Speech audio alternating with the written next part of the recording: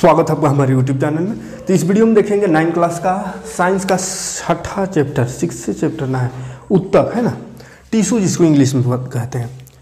Tissue यानी उत्तक क्या होता है समझते हैं। टिश्यू क्या होता है देखिए, इससे पहले का चैप्टर में 6th चैप्टर में हम देखे थे कोशिका, और कोशिका बताए थे कि जीवन का मूलभूत इकाई कोशिका को कहा जाता है। यानी जीवन की कल्पना बिना कोशिका का नहीं कर सकते। जो भी जीवित चीज़ है, जीवित प्राणी है, जीव जंतु है, वो बने हैं कोशिकाओं से ही, है ना। तो क्रियात्मक और संरचनात्मक और क्रियात्मक दोनों इकाई कोशिका है। संरचनात्मक यानी कि संरचना इंसान का या कोई भी जीव जंतु का जो संरचना बना है, उसका जो बनावट है वो कोशिकाओं पर आधारित है। कोशिका से ही उसका संरचना बना है। और उसका क्रियात्मक इकाई यानी कार्य जो वो करता है, कोई भी काम होता है शरीर में, वो सभी काम का भी इकाई मेन कोशिका है ना। तो कोशिका ही पहला बिंदु समझिए जिससे जीवन की उत्पत्ति हुई, एक जीव का निर्माण हुआ है ना। तो वही कोशिका जो कि करोड़ों अरबों कोशिका होता है कोई भी एक शरीर में, जंतु के शरीर में, है ना। कुछ कुछ जीव होते हैं जिसमें एक ही कोशिका होता है, जिसको एकल कोशिका। तो कोशिका का सारा अध्ययन कर चुके हैं हम। इसमें देखेंगे उत्तक क्या होता है। तो देखिए, बहुत सारा कोशिका जब एक जैसा कोशिका जो संरचना में एक जैसा हो, जिसका कार्य भी एक जैसा हो, तो एक जैसे संरचना और कार्य है ना, दोनों एक जैसा है, तो वैसे एक जैसे कोशिकाओं के समूह को उत्तक कहते हैं। ठीक है, उत्तक क्या है, तो एक जैसे कोशिकाओं के समूह को उत्तक कहते हैं, याद रखिएगा। कोशिकाओं का विशेष समूह जो संरचनात्मक, कार्यात्मक व उत्पत्ति में समान होते हैं। यानी कि संरचनात्मक संरचना में समान, कार्यात्मक यानी कि क्रिया भी समान, एक जैसा काम, और उत्पत्ति यानी उसका जो उत्पादन हुआ है, उत्पत्ति हुआ है, वो भी समान। जब एक जैसा हो तो उसको कहेंगे उत्तक। यानी उत्तक कहने का मतलब, उत्तक क्या है तो कोशिकाओं का समूह है ना, ग्रुप है। यानी उत्तक में भी क्या भरा हुआ है, कोशिका। जैसे बहुत सारा कोशिका मिल करके उत्तक बनता है। फिर बहुत सारा उत्तक जब मिल गया तब जाकर के एक अंग बनता है शरीर का। बहुत सारा अंग जब ज्वाइंट हो गया तो वो अंग को हम एक शरीर का निर्माण होता है। ठीक है, तो कोशिका उत्तक में कोई दिक्कत नहीं होनी चाहिए। कोई विशेष समूह, किसका समूह, कोशिकाओं का, है ना। जैसे एग्जांपल के तौर पे समझिए, जैसे कोई प्रोग्राम है, कहीं पे कुछ हो रहा है, जैसे देहात में शादी उदी का प्रोग्राम है या कुछ है, तो उसमें देखिए आदमी बहुत ज़्यादा भीड़ रहता है। कुछ कुछ स्पेशल लड़कों को खोजा जाता है, तो कुछ ग्रुप कहा जाता है कि वो खाना चलाएगा, खाना लोगों को बांटेगा, यानी वेटर का काम करेगा है। और कुछ ग्रुप रहता है कि वहाँ किचन जहाँ से बन रहा है खाना, वहाँ से खाना को यहाँ तक पहुँच जाएगा, है ना। कुछ लोगों का रहता है कि मेहमान सबको बैठाएगा बढ़िया से, है ना। तो इस तरह से अलग अलग बांटा हुआ। जैसे 10 आदमी कर रहा है एक काम, 10 आदमी वो काम, 5 आदमी वो काम। तो ये जो एक ग्रुप बना, तो वही एक कोशिकाओं का एक ग्रुप है, एक समूह है, यानी लोगों का एक समूह जिसका कार्य सेम है, काम 10 है जिसका काम ये बांटना है ना, खाना वाना बांटना। 5 है जिसका खाना लाना, कुछ है जिसको खाना बनाना, है ना। तो अलग अलग काम है, कुछ है मेहमानदारी करना कुछ लोगों का, तो अलग अलग समूह में बांट दिया जाता है। उसी तरह शरीर का कोशिकाओं का अलग अलग समूह है जिसका संरचना एक जैसा हो, है ना। जैसे कि खाना बांटने वाला में एक जैसे थोड़ा मतलब नौजवान टाइप का लड़का लोग को रखा जाता है उस सब में, है ना। अतने जो बड़ बुजुर्ग है उन लोग को कुर्सी में बैठा दिया जाए, आप लोग खाली मेहमान सब आए तो उन लोग को बैठाइएगा, मैंने हाथ मिलवल करके आइए समधी साहब और फलना साहब ढेकना साहब कह के उन लोग को बैठाते हैं। तो माने संरचनात्मक यानी रूप जैसा है उसके हिसाब से काम भी है ना, जैसे उसका ये है। तो उसी तरह कोशिका में होता है, कोशिका का संरचनात्मक, कार्यात्मक यानी क्रिया एक जैसा, उत्पत्ति भी एक जैसा हुआ हो, एक समान हो, सब एक जैसा, तो वही एक स्पेशल ग्रुप को उत्तक नाम दे दिया है। ठीक है, टिश्यू इंग्लिश में कहते हैं। आवाज़ में उत्तक में कोई दिक्कत नहीं होनी चाहिए। तो सबसे पहले इस अध्याय में हम पादप उत्तक के बारे में अध्ययन करेंगे। ठीक है, पादप उत्तक के बारे में पढ़ेंगे। पादप उत्तक, प्लांट टिश्यू है ना, प्लांट टिश्यू। सबसे पहले हम देखते हैं प्लांट टिश्यू को 2 भाग में बांटते हैं। एनिमल बोलते हैं प्लांट टिश्यू, यानी पादप उत्तक को 2 भागों में बांटा गया है। एक को बोलते विभाज्य उत्तक। विभाज्य उत्तक एक होता है, एक अस्थायी उत्तक है ना, विभाज्योति उत्तक ऐसा रहता है, या विभाज्य उत्तक शॉर्ट में कर सकते हैं। ठीक है, इसको मेरिस्मेटिक टिश्यू कहते हैं। ठीक है, मेरिस्मेटिक टिश्यू मेरिस्मेटिक टिश्यू और ये हो गया परमानेंट टिश्यू। परमानेंट टिश्यू देखिए, मेरिस्मेटिक टिश्यू या परमानेंट टिश्यू इसको समझते हैं अब। तो मेरिस्मेटिक टिश्यू यानी कि विभाज्य ऊतक और ये अस्थाई। परमानेंट माने अस्थाई, ठीक। तो होता क्या है, देखिए नाम से पता चला थोड़ा थोड़ा, देखिए नाम को थोड़ा सा ध्यान रखिएगा तो रटने की जरूरत नहीं पड़ेगा, है ना। नाम से ही समझिए, विभाज्य ऊतक माने विभाजित होना, विभाजित, है ना। विभाज्य ऊतक यानी विभाजित होगा, यहाँ पे कुछ विभाजित जैसा शब्द आ रहा है, ठीक है। और ये अस्थाई, परमानेंट यानी परमानेंट वाला शब्द आ रहा है, यानी ये कंप्लीट हो गया, है ना। तो यही चीज़ यहाँ पे याद रखिएगा। विभाज्य ऊतक वैसे ऊतक को कहते हैं जो विभाजित होता है। तो विभाजित माने क्या, जैसे कि एक कोशिका पढ़े थे, एक कोशिका विभाजित होकर 2 बन जाता है, 2 फिर विभाजित होकर 4 बन सकता है ना। तो विभाजित माने इसमें ग्रोथ हो सकता है, बढ़ने की चांसेस इसमें है। तो विभाज्य ऊतक क्या होता है, वो कैसे जगह में पाया जाता है, वैसे जगह में विभाज्य ऊतक पाया जाता है जहाँ पे वृद्धि हो, चाहे वो लंबाई में वृद्धि हो या मोटाई में वृद्धि हो या कोई जैसे डाली उली निकल रहा है, ठीक है। तो वृद्धि कहाँ कहाँ होता है, देखिए एक तो है कि नीचे जड़ वृद्धि होता है, ऊपर तना भी तो वृद्धि होता है ना। बीच में यहाँ पे इस तरह का जो डाली उली निकलता है, तो ये डाली में भी क्या एक तरह का वृद्धि हो रहा है, तो जहाँ जहाँ पे ग्रोथ हो यानी विभाजित हो, देखिए एक था छोटा सा बीज, वहाँ से एक विभाजित होकर निकला, इधर जड़ निकला, है ना। फिर ऊपर आगे बढ़ा, विभाजित और होगा, है ना। कोशिका क्या हो रहा है, विभाजित हो रहा है। तो विभाज्य ऊतक यानी विभाजित, जहाँ जहाँ विभाजित होगा, तो विभाजित मतलब क्या, ग्रोथ होगा, वृद्धि होगा। तो जहाँ जहाँ वृद्धि होगा वहाँ वहाँ पाया जाएगा विभाज्य ऊतक। अब जब वृद्धि बंद हो जाए, वृद्धि करना, ग्रोथ करना बंद हो जाए, यानी वो न्यूट्रल हो गया, तो उसको कहेंगे परमानेंट टिश्यू, माने वो परमानेंट हो गया। अब उसमें विभाजन नहीं होगा, कोशिका का विभाजन अब खत्म हो गया, ठीक है। क्योंकि ये क्या, ऊतक कोशिका का ही समूह है ना। तो कोशिकाओं का जहाँ पे वृद्धि हो तो विभाज्य ऊतक, विभाजित हो यानी वृद्धि हो, विभाजित हो कोशिका और वृद्धि हो, बढ़े, तो विभाज्य ऊतक। और वही वाला ऊतक या कोशिका ये अगर अस्थाई हो गया, वृद्धि उसमें रुक गया, तो उसको कहेंगे अस्थाई ऊतक, परमानेंट टिश्यू, ठीक है। जैसे परमानेंट टिश्यू का एग्जाम्पल में अब याद रख सकते हैं, जैसे पेड़ होता है, पेड़ का जो बोकला है, बोकला कहते हैं, क्या बोलते हैं उसको हिंदी में, बोकले तो कहते होंगे, वो कहा है। पेड़ में एक छाल नहीं रहता, छाल पेड़ का जो उजड़ जाता है, पपड़ी जैसा उजड़ जाता है, जैसे पेड़ में एक छाल रहता है जो पपड़ी जैसे उजड़, तो वो पेड़ का छाल जब एकदम लास्ट हो जाता है, मर जाता है, जब उसमें ग्रोथ रुक जाता है, पेड़ का छाल उसमें क्या होता है, एक समय में ग्रोथ रुक जाता है, वो पेड़ का छाल बढ़ता नहीं है, वो रुक जाता है ग्रोथ, और वो धीरे धीरे वो उजड़ के गिरने लगता है। तो जो ग्रोथ रुक गया, बढ़ना रुक गया, वृद्धि करना बंद हो गया, तो वही अस्थायी ऊतक हो गया, है ना। माने उसमें अब वृद्धि खत्म, ठीक। और विभाज्य ऊतक कहाँ कहाँ, तो जैसे जड़ का नीचे यहाँ पे रहेगा, इकाई ये बढ़ते रहेगा जब तक है, ये विभाजित ऊतक विभाजित होकर के ये बढ़ेगा, ये भी बढ़ेगा। जहाँ पे न्यूट्रल खत्म हो गया, बढ़ना खत्म, तो वो बन जाता है अस्थायी ऊतक, उसी को अस्थायी ऊतक कहते हैं, ठीक है। जैसे ये तना भी तो मोटाई होता है, ऐसे थोड़ी कि जैसे कोई पौधा है तो इतने रहेगा, ये मोटा होगा, है ना। तो मोटाई में जो वृद्धि होता है, तो यहाँ पे मोटाई में वृद्धि हो रहा है, तो मोटाई में वृद्धि के लिए भी उसमें क्या, कौन सा ऊतक होगा, विभाज्य ऊतक, विभाजित होकर के वो मोटाई वृद्धि हो रहा है। कहाँ पे, लंबाई में विभाज्य ऊतक, मोटाई में विभाज्य ऊतक। कोई तना निकल रहा है तो यहाँ भी तो मैंने कोनो वृद्धि हो रहा है, तो जहाँ जहाँ वृद्धि हो वहाँ पे विभाज्य ऊतक, जहाँ जहाँ वृद्धि खत्म वहाँ पे अस्थायी ऊतक। बस इतना से याद रखना है, कोई दिक्कत नहीं। यहाँ पे एक एक करके फिर से समझते हैं, विभाज्य ऊतक के प्रकार समझते हैं, कहाँ कहाँ पे कौन सा ऊतक होता है, ठीक। तो चलिए आगे देखते हैं। देखिए विभाज्य ऊतक, तो विभाज्य ऊतक वृद्धि करते हुए भागों में पाए जाते हैं, और बस इतने से याद रखना, ठीक है। अच्छा, कुछ लोग का कमेंट आ रहा था, खान सर के बारे में बोल रहे थे, कुछ बोल लिए। चलिए खान सर हमारे गुरु है, शिक्षक है, और अभी जो बवाल चल रहा है, ये बवाल कुछ चंद लोगों का जो बवाल है, उससे किसी को कोई फ़र्क पड़ने वाला नहीं है, खान सर को खासकर कोई फ़र्क पड़ने वाला नहीं। ऐसा मत सोचिए कि खान सर पढ़ाना छोड़ देंगे या कुछ हो, ऐसा कुछ नहीं होने वाला है, ठीक है। और जो उनके साथ हमें, क्योंकि हम खुद खान सर का स्टूडेंट रहे हैं, ऑफलाइन तो नहीं ऑनलाइन, उनका बैच हम 500 में खरीदे हैं और पूरा पढ़ते हैं।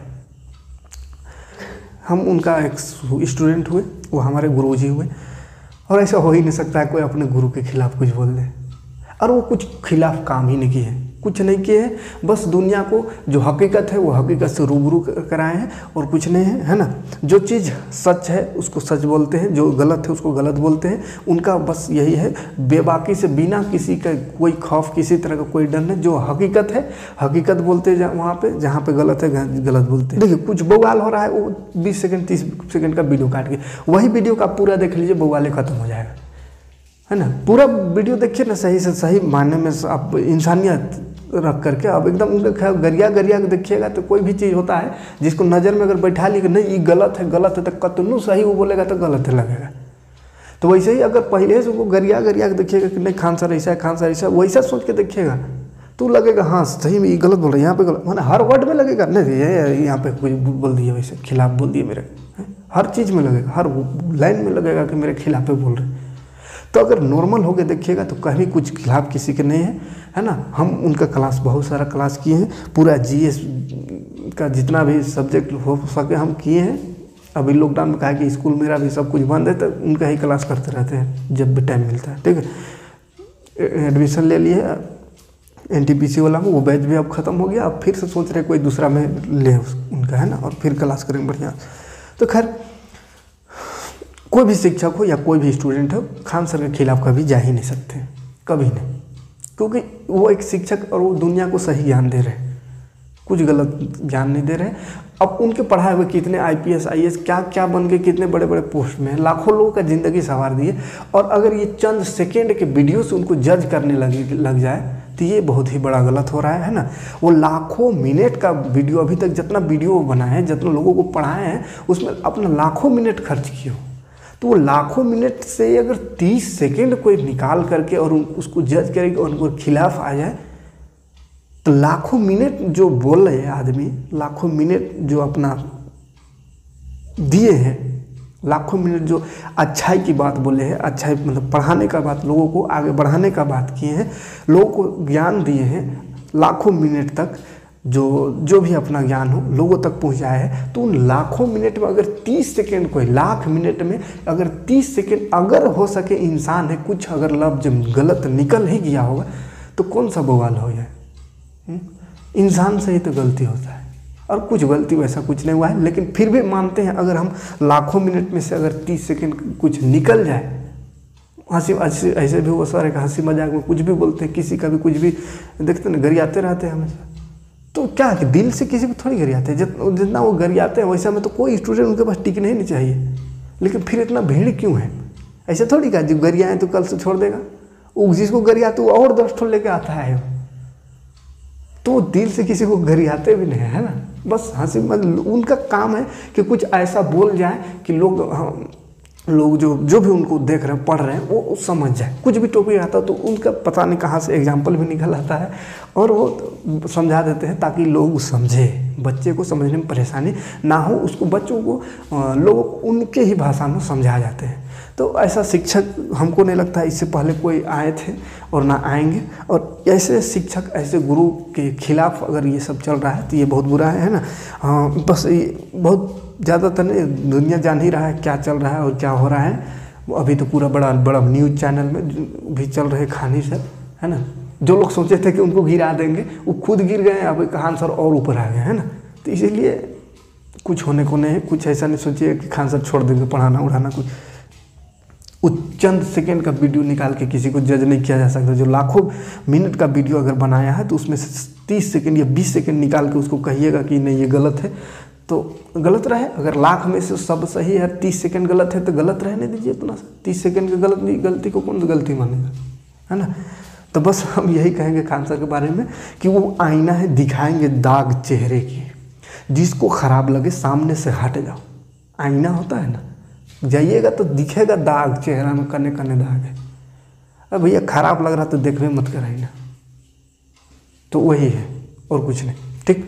आते हैं यहाँ पे शीर्षक विभाजित तक पौधा है, मान चलिए ना इतना है, यही से समझते हैं ना, छोटा सा जो कि पौधा जैसे अपने बनाए होता है। चित्रकार हमने यहाँ पे चित्रकारी नहीं कर रहे पर हाँ इसको समझिए, ठीक। शीर्षस्थ क्या है? शीर्ष माने आगा में, माने ऊपर बढ़ता है ना, कोई भी पौधा है तो ऊपर आगे सीधा बढ़ता है तो शीर्षस्थ, जो शीर्षस्थ विभाजित तक कहाँ पर रहेगा तो यहाँ पे, फिर यहाँ से वृद्धि होगा माने इसके ऊपर। तो जो सबसे ऊपरी भाग है शीर्ष। जैसे कोई यहाँ पे डाली कोई निकला हुआ है तो यहाँ पे विभाजित तक होगा, ये विभाजित हो करके आगे बढ़ेगा, यानी ये ग्रोथ होगा।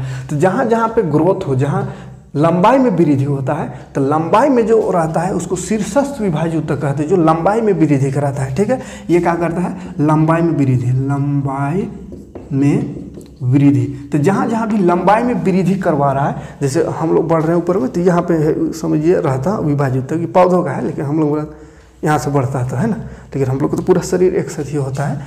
तो यहाँ पे देखिए क्या हो रहा है, यहाँ पे विभाज्य ऊतक को ये विभाजित हो करके ये ग्रो करेगा। ठीक है, कोई डाली का एकदम आखिरी सिरा में विभाजित ऊतक। उसी तरह नीचे देखिए जड़ में भी तो होता है, जड़ भी रहता है ना, तो जड़ भी ग्रोथ कर रहा है, जड़ भी तो बढ़ता है, तो जड़ का भी लास्ट में यहाँ पे रहता है विभाज्य ऊतक, ये विभाजित हो करके और ये आगे बढ़ जाता है। ठीक है, तो जड़ की लंबाई बढ़ा रहा है कौन, शीर्षस्थ विभाज्य ऊतक, शीर्ष माने लंबाई बढ़ाना। ठीक है, तो लंबाई में जो वृद्धि करता है उस वैसे विभाज्य ऊतक को शीर्षस्थ विभाज्य ऊतक कहते हैं, जो कि पाया जाता है सबसे लास्ट में तना का, पौधा का ऊपर वाला भाग, चाहे डाली का सबसे लास्ट, चाहे इसका यह जड़ का सबसे निचला भाग, है ना, जहाँ पे लंबाई में वृद्धि हो। उसी तरह देखिए पार्श्व विभाज्य ऊतक, ये क्या होता है, पार्श्व विभाज्य, पार्श्व मतलब समझे तो पार्श्व परिधि, है ना, जो परिधि में वृद्धि करता है, ये क्या करता है, परिधि में वृद्धि है, बड़ा सुंदर जुट गया है, परिधि में वृद्धि मोटाई में वृद्धि, है ना,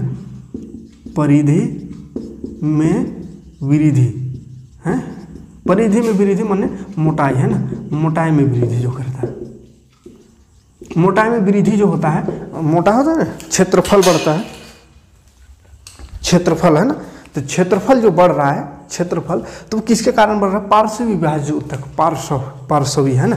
तो क्षेत्रफल देखिए ये तना है, तो ये क्षेत्रफल बढ़ता है ना, मोटाता है ना, जैसे ये नानी सब तना है, ये कभी जाकर के ऐसा मोटा हो जाता है, मोटा हो गया। तो ये जो विभाज्य ऊतक है, कौन सा विभाज्य ऊतक, पार्श्व, ये यहाँ पे रहता है, पार्श्वी, ये उसको ग्रो करता है, माने मोटाई बढ़ाता है। अब ध्यान से देखिएगा, मोटाई खाली यहीं पे बढ़ता है का, खाली तना में नहीं, यहाँ पे जो डाली उली निकला था, तो ये डाली में भी मोटाई धीरे धीरे बढ़ता है, या इधर जो जड़ निकला था, तो जड़ का भी तो मोटाई बढ़ता है। तो जहाँ जहाँ भी मोटाई का वृद्धि हो रहा है, मोटाई बढ़ रहा है, तो उस मोटाई को बढ़ाने के लिए एक विभाज्य ऊतक उस पर काम कर रहा है, उसका नाम है पार्श्व विभाज्य, हाँ, पार्श्व विभाज्य ऊतक। ठीक है, लंबाई वृद्धि कराएगा तो शीर्षस्थ, शीर्ष में, शीर्ष कहते हैं शीर्ष में चढ़ गया हो, शीर्ष तक पहुंच गया, मतलब बहुत ऊंचाई तक पहुंच गया, तो जो ऊंचाई को, लंबाई को वृद्धि कराएगा शीर्षस्थ विभाज्य ऊतक। पार्श्व, पार्श्व मतलब परिधि, याद रखिएगा, मोटाई होता है ना, पार्श्व, तो पार्श्वी विभाजन, पार्श्व विभाज्य ऊतक यानी जो मोटाई को वृद्धि करता है, क्षेत्रफल बढ़ाता है, मोटाई को वृद्धि करता है, तो वैसे ऊतक को पार्श्व विभाज्य ऊतक कहते हैं। ठीक है, दो को समझ में आ रहा है दोनों। तीसरा देखिए अंतविशिष्ट विभाज्य ऊतक, अंतविशिष्ट विभाज्य ऊतक वैसे ऊतक कहेंगे जो जहाँ से डाली उली निकलता है, नोड है, जैसे यहाँ से अगर डाली निकल, यहाँ पे देखते होंगे इस तरह से नोड बनता है शुरू, इतना नीचे से डाली कैसे निकलेगा, चलिए यहाँ इस तरह से निकलता है, फिर यहीं से कोई डाली या पत्ता उता इस तरह से आगे निकल जाता है ना। तो पत्ता या डाली जो निकलना चाह रहा है, निकलने का शुरुआत जो हो रहा है, तो वहाँ पे रहता अंतविशिष्ट विभाज्य ऊतक, वही डाली या पत्ता या कुछ भी वहाँ से निकाल सकता है, फल फूल, है ना। तो कुछ भी जो पत्ता उता निकल, जैसे यहाँ से पत्ता निकल रहा है, तो यहाँ पे होगा ये वाला कौन सा, अंतविशिष्ट विभाज्य ऊतक। समझ में आ रहा है, अंतविशिष्ट विभाज्य ऊतक कहाँ पे, जहाँ पे कोई डाली निकल रहा है, कोई पत्ता ही निकल रहा है ना, यहाँ से एक पत्ता अगर बन रहा है, तो ये पत्ता बनने के लिए यहाँ से जो निकला, तो यहाँ पे क्या था, अंतविशिष्ट विभाज्य ऊतक। तो तना निकलना, पत्ता निकलना, फूल निकलना, तो जहाँ से वो निकल रहा है, चेंगा जिसको बोलते हैं, तो चेंगा जो हो रहा है, यहाँ पे कहाँ पाया जाता है, अंतविशिष्ट विभाज्य ऊतक, इंटरकेलरी मेरिस्टेमेटिक टिश्यू कहते हैं इसको। तो यहाँ उम्मीद है कि ये तीनों समझ में आया होगा। एक बार फिर से देख लेते हैं। शीर्षस्थ विभाज्य ऊतक जो शीर्ष ऊंचाई लंबाई को बढ़ाए, शीर्षस्थ विभाज्य ऊतक, और जो पार्श्व विभाज्य ऊतक है यानी वो लेटरल मेरिस्टेमेटिक टिश्यू इंग्लिश में कहते हैं, लेटरल माने मोटाई, है ना, परिधि को वृद्धि करता है। और ये जो है अंतविशिष्ट विभाज्य ऊतक, इंटरकेलरी मेरिस्टेमेटिक टिश्यू, ये डाली निकालता है, पत्ता निकालता है, ठीक, डाली पत्ता फल फूल जो भी निकलता है कहीं से, जैसे ये सीधा जा रहा है, यहाँ से कोई निकलना है अगर डाली, तो यहाँ पे अंतविशिष्ट विभाज्य ऊतक काम करता है। ठीक, तो ये विभाज्य ऊतक का 3 प्रकार, कोई दिक्कत यहाँ पे नहीं होनी चाहिए। ठीक, अब इसका कुछ विशेषता देख लेते हैं। ठीक, विशेषता और कार्य देख लेते हैं। सबका कहाँ पर रहता है समझ में आ गया ना।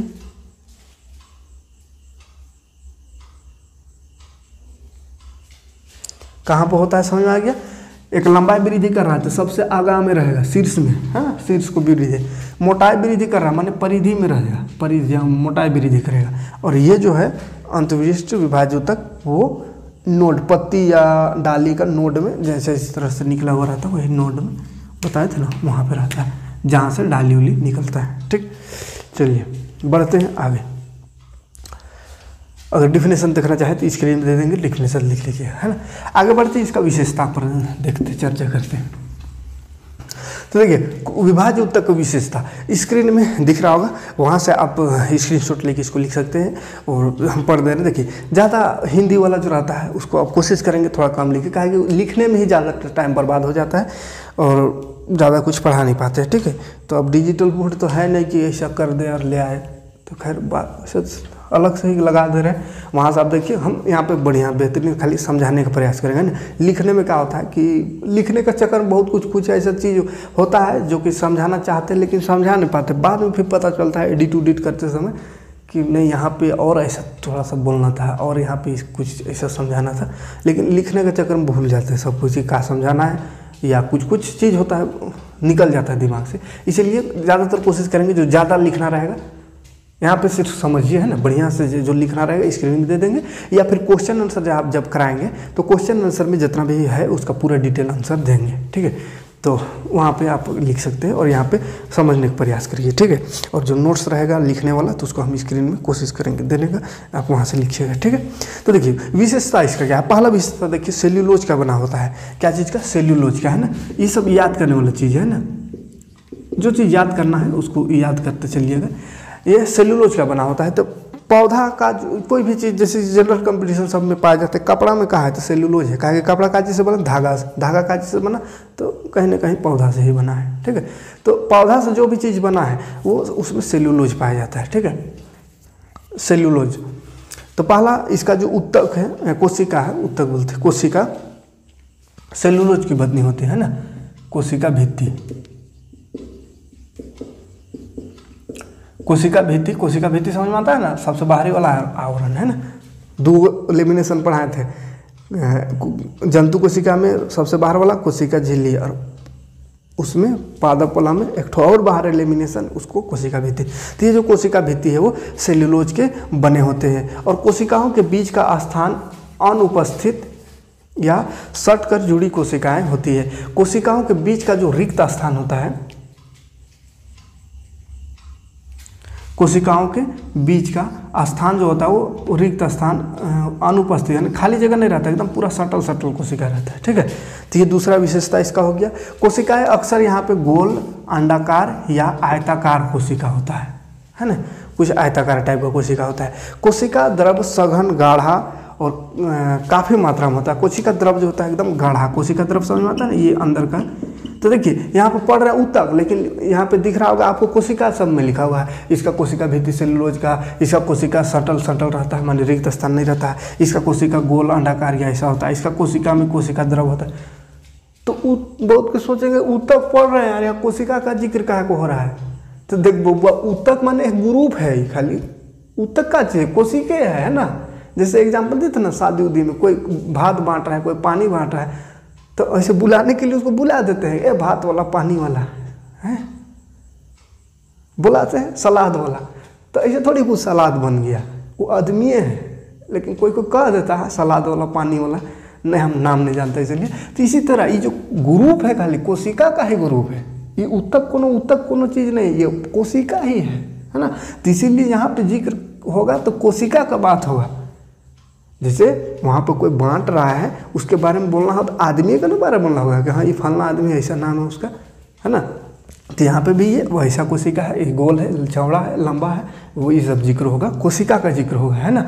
भले ऊतक है तो ये ऊतक कोशिकाओं का ग्रुप को ही ऊतक कहते हैं, यानी ऊतक के अंदर का है तो कोशिका है, तो इसीलिए कोशिका के बारे में यहाँ पे जिक्र होगा, है ना। जैसे उस ग्रुप के अंदर बात करेंगे तो उस ग्रुप के अंदर आदमी सब है, तो कहेंगे हाँ वो छोड़ा जो पनियो बांट रहा बहुत ही बढ़िया आदमी है, है ना। तो इस तरह से कहते हैं। अब जब पूरा ग्रुप का बात हो, पानी बांटने वाला, तो पानी बांटने वाला कै गो रखे थे, तो पानी बांटने वाला हमें 4 गो रखे थे। तो वैसा वाला बात होगा इसमें ऊतक में, यानी पूरा ग्रुप का उसमें बात हो जाएगा। ऊतक कहेंगे तो, और कोशिका कहेंगे तो एकक ठो जो इसके अंदर का कोशिका है वो कैसा है ना। जैसे एगो आदमी का बोलेंगे तो पानी बांटने वाला एक आदमी वो कैसा है, वो कैसा है, इसका बात हुआ है, नहीं वो कोशिका, ये कोशिका कैसा है। अब पूरा ग्रुप का बोले तो हाँ, पानी बांटने वाला एक ठो रखे थे, उधर 5 गो था, भात बांटने वाला 4 गो था। तो ये अलग अलग ऊतक हुआ। जैसे शीर्षस्थ ऊतक 3 गो, विभाज्य ऊतक 3 गो, एगो ऊपरे करने वाला था, एगो मोटाने वाला था, एगो डाली निकालने वाला है, 3 गो था, माने उस ग्रुप में 3 गो। फिर अस्थायी ऊतक में कुछ पढ़ेंगे। इस तरह से अलग अलग वो का समूह है, किसका, कोशिका का, इसीलिए कोशिका की बात होगी, है ना। तो ऐसा नहीं सोचना है कि ऊतक पर कोशिका कहाँ को आ रहा है, कोशिके है, कोई दिक्कत नहीं। तो ये चीज़ हो गया। नाभिक इसका बड़ा होता है, नाभिक मन समझ आता है, बीचवा वाला, है ना, केंद्रक, तो बड़ा होता है इसका, किसका, ये जो कोशिका इसका है ना, विभाज्य ऊतक जिस कोशिका से बना है उसका कोशिका का नाभिक बड़ा होता है। संचित भोजन, इसका संचित भोजन यानी अनुपस्थित होता है। इसमें जो भोजन बनता है, भोजन बन के जो संचित होता है वो उसमें नहीं रहता है। तो ये सब डिफिनेशन याद रखिएगा, डिफिनेशन नहीं, ये विशेषता हो गया कुछ, है ना। तो अगर विशेषता लिखने के लिए आता है तो 4-5 गो लिख सकते हैं, है ना, ठीक है। विशेषता हो गया तो कार्य को समझ लेते हैं जल्दी से।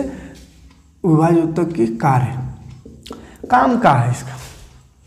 तो काम तो हमको लगता है 3 गो जो बताए तो काम है ना, बता रहे थे तभी से ना। काम का है तो एक ठो का काम है लंबाई बढ़ाना, एक ठो का काम है मोटाई बढ़ाना, और एक ठो का काम का है डाली निकालना। तो तीनों जगह में कहाँ कॉमन है, वृद्धि, हर जगह वृद्धि करवा रहा है। कोई लंबाई को बढ़ा दे रहा है, कोई क्षेत्रफल, और कोई, तो 3 ग्रुप में बांटा हुआ है। एक ग्रुप लंबाई को बढ़ाने में लगल है, एक ठो मोटाने में लगल है, और एक ठो डाली निकालने में लगल है। मतलब तीनों मिल करके देखा जाए, अगर तीनों को एक साथ देखा जाए तो क्या कर रहा है, ये जो विभाज्य ऊतक है इसमें 3 तरह का ऊतक आता है, और तीनों को अगर मिला के पढ़ा जाए तो इसमें क्या हो रहा है, ये वृद्धि का काम कर रहा है ना, वृद्धि बढ़ाने का काम कर रहा है। चाहे वो लंबाई में बढ़ा रहा है, चाहे मोटाई बढ़ा रहा है, या डाली को बढ़ा रहा है, तो ये बढ़ाने का काम कर रहा है, यानी वृद्धि का काम कर रहा है। तो इसका अगर कार्य लिखने के लिए आया है तो क्या लिख सकते हैं कि विभाज्य ऊतक का जो कोशिका है वो लगातार विभाजित होकर के कोशिका है, ये विभाजित होकर 2 गो बन गया, 2 गो 4 गो, लगातार ये विभाजित हो करके और ये वृद्धि कर रहा है। चाहे तो लंबाई में वृद्धि, मोटाई में वृद्धि, या डाली में वृद्धि, ठीक है। तो लगातार विभाजित होकर नई कोशिकाएं पैदा करना, क्या है इसका कार्य, लगातार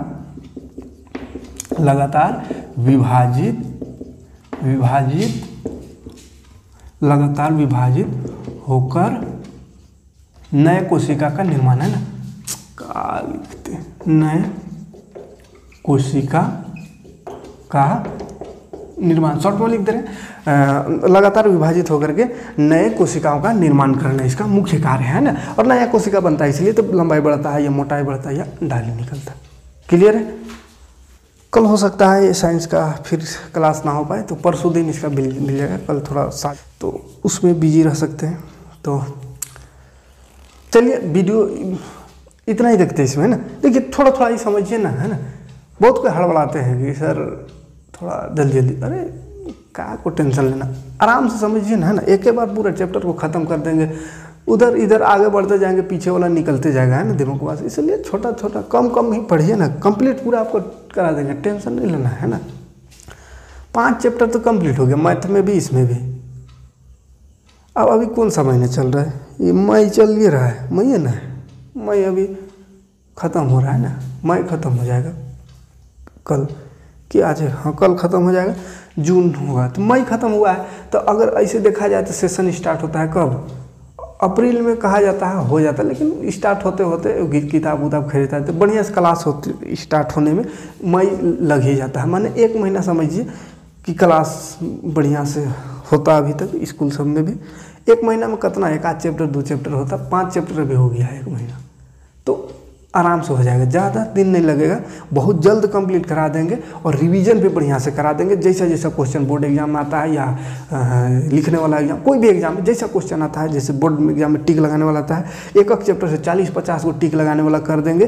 किसी प्रकार का कोई बर्मा प्रेस, शर्मा प्रेस, कितना किस्म का प्रेस निकाल देता है एग्जाम में, वो सब क्या है, बिजनेस कर रहा है। जैसे हम निकाल दिए वैसे टिक लगाने वाला 20-30 को क्वेश्चन सबका लिख के और लिख दिए कोनो प्रेस, हम शर्मा प्लेस, शर्मिला प्लेस, कोनो प्रेस लिख दिए। मतलब क्या, वो मेरा कंपनी है, हम उसको निकाल रहे हैं, मेरा प्रॉफिट के लिए निकाल रहे हैं। ऐसा थोड़ी कि हम जान गए हैं कि एग्जाम मतलब कौन सा क्वेश्चन देगा उसको हम दिए हैं वहाँ पे। तो बहुत सारे स्टूडेंट कहता है एकदम बवाल हो जाता है उस समय एग्जाम का लास्ट 1 महीना जो बचता है। काहे कि इस बार खास करके एकदम लॉकडाउन के कारण स्कूल तो बंद था, अब स्कूल में ज़्यादातर किताब होता बिका नहीं वैसा, तो सब पूरा कमाई ले लिया वही सब में। ये छोटा छोटा किताब निकाल, इतना ज़्यादा निकाल दिया था एक क्लास का, कितना बोर्ड टुडे तो का टुडे, झारखंड बोर्ड टुडे, कहीं पे कहीं बोर्ड टुडे, कहीं शर्मा टुडे, कहीं वर्मा टुडे, 7-8 किस्म का 8 दिन में निकलता था। और सब बवाल हो जाता, अरे ये बोला अबर आया हो उसमें एग्जाम में आता, उससे आता है, कोई पढ़ रहा अबरी आया हो उससे आ रहा है। और सब किताबों को लेके पूरा हम भी कितना किताब वही देखने के लिए लेके क्या फ़र्क पड़ता है दोनों में, है ना। 7 क्लास का भी निकाल दिया था ऑप्शनल क्वेश्चन आएगा का भी। तो वो सब किताब, ये सब बिजनेस है, तो वो सब धंधा में मत रहिएगा कि कौन सा किताब से आता है एग्जाम में। कुछ किताब से नहीं आएगा, कुछ वर्मा शर्मा कोनो से नहीं आएगा। एनसीईआरटी किताब को पढ़िए, यहाँ से जितना क्वेश्चन बनेगा उसी में से कुछ क्वेश्चन आएगा। और वो जो शर्मा पेरेस या वर्मा बोर्ड है, काका बोर्ड है, उसका कहाँ दोनों दूसरा दुनिया से क्वेश्चन देता है नहीं। जैसे जहाँ पे जो पढ़े वही वाला को ना क्वेश्चन बना देगा। विभाज्य उत्तर का कार्य 4 को ऑप्शन बना देगा है। तो जो चीज़ है एनसीईआरटी बुक में उसी का अलग अलग 20 को 30 को एक चैप्टर का क्वेश्चन बना करके और अपने से कोई आम इंसान जैसे हम क्वेश्चन बना देंगे, तो ऐसे थोड़ी कि वही वाला एकदम 100% आ जाएगा। तो वैसे ही कोई ना कोई क्वेश्चन बना रहा है, कोई भगवान उसको थोड़ी दे रहा है, या कोई वर्मा पर जो क्वेश्चन लिखता है वो भी थोड़ी कोई बुड़बक है इतना कि क्वेश्चन में पहले कर देगा, ले हम इतना सा हम इसी में से क्वेश्चन देंगे। तो वर्मा प्रेस वाला के पास उतना टाइम नहीं है, जो क्वेश्चन लिखता है, क्वेश्चन ओरिजिनल बोर्ड एग्जाम में देता है, उन लोग के पास उतना टाइम थोड़ी है कि वो क्वेश्चन को लिख करके वो किताब छापते रहे। ये सब ये छोटा मोटा या बड़ा ही कहिए तो ये सब कंपनी वालों का काम है ना, अपना रोजगार चला रहे हैं, अपना बिजनेस चलाने के लिए। इसलिए उस सब में नहीं पढ़ना है, शर्मा वर्मा का चक्कर में आपको बढ़िया से पढ़िए, ऐसा पढ़िए और जितना इसमें क्वेश्चन बन सकता है टिक लगाने वाला सब किस्म का क्वेश्चन करा देंगे। बस आपका अगर साथ रहा तो थोड़ा सा अभी थोड़ा कम हो गया है, व्यू आज कम आता है, देखता कम है, तो थोड़ा सा होपलेस हो जाते हैं। बढ़िया से साथ दीजिएगा तो जितना इसमें टिक लगाने वाला क्वेश्चन आएगा, समय रहते शुरू से ही समझते चलिए अच्छा से, तो कोनो दूसरा चीज़ थोड़ी रहेगा। जितना चीज़ समझाते चल रहे, जितना चीज़ है इसमें वही में से क्वेश्चन बनेगा, और जितना क्वेश्चन बनेगा सब करा देंगे। किसी प्रकार का कोई किताब लेने का जरूरत नहीं पड़ेगा अगर आप पूरा वीडियो हमारा देखते रहेंगे तो।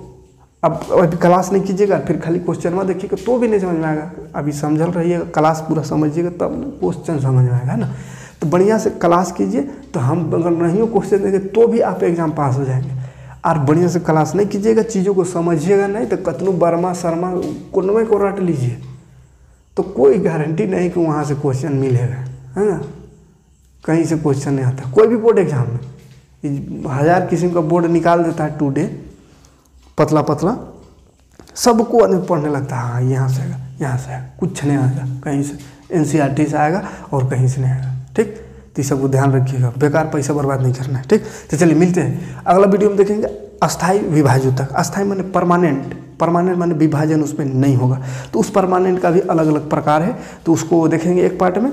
कल लंबा चैप्टर है, टेंशन नहीं लेना है, लंबा है लेकिन क्या कीजिएगा, थोड़ा थोड़ा ही समझा रहे हैं, थोड़ा सा समय की भी कमी है, बहुत सारा सब्जेक्ट देखना रहता है। तो जैसे सोशल साइंस भी आप स्टार्ट कर दिए हैं, ठीक है, सोशल साइंस भी देख लीजिएगा। सोशल साइंस भी आपको स्टार्टअप कर दिए 9 क्लास का, सोशल साइंस भी पढ़ा देंगे। हाँ, इंग्लिश और हिंदी अब मत कहिएगा, नहीं तो दिक्कत है। चलिए मिलते हैं, थैंक्स।